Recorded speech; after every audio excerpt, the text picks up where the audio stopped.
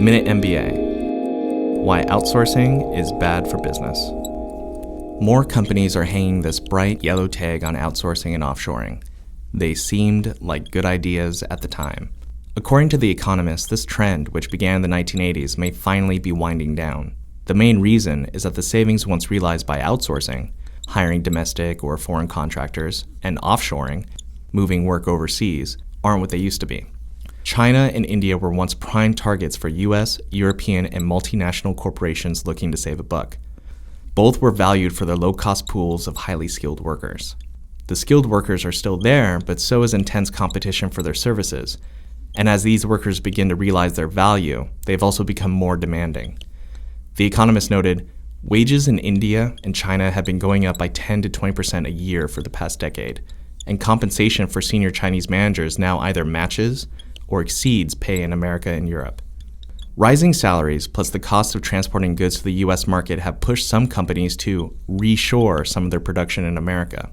That includes GE, which last year moved the production of washing machines and other appliances from China to a plant in Kentucky.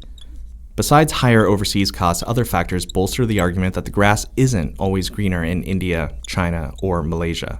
A case in point is Apple's relationship with China-based Foxconn. Foxconn's enormous capacity to mass-produce the iPhone and other Apple products was an advantage.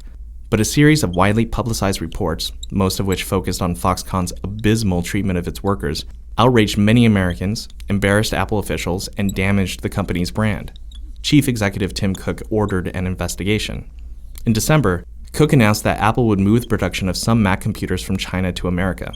Although Cook declared that the main goal was to create American jobs, it can also be seen as a gesture to placate critics of the Apple-Foxconn relationship. Then there's Boeing, the poster company for outsourcing gone bad. The aerospace giant's saga of flawed batteries has grounded its 787 Dreamliner fleet until a fix can be found. According to the Seattle Times, the likely culprit is the hands-off structure of this round of outsourcing, where the company contracted with about 50 top-tier suppliers and essentially outsourced responsibility. Boeing is no stranger to outsourcing. On earlier jets, the company outsourced work on landing gear, batteries, and engines for the 777 and 737. Both planes are renowned for their reliability. But according to the Times, the company gave too much autonomy to their major suppliers and surrendered oversight of subcontractors to the contractors themselves. The result is that there were too many players working on too many pieces with no centralized system of quality control. Quality and Boeing's reputation inevitably suffered. Finally, there's the story of Samsung. For US companies, the rise of the South Korean electronics giant should be a cautionary tale. According to The Economist, South Korean business leaders rarely outsource production and believe that American and European companies are making a mistake in outsourcing as much manufacturing as they do, because this allows other firms a great deal of insight into their processes. They should know. It's the blueprint Samsung followed when it was an outsourcing partner for Japanese firms.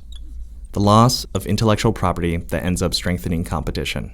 It's an irony, and one more factor for American corporations to consider when deciding whether it's time to bring foreign production home.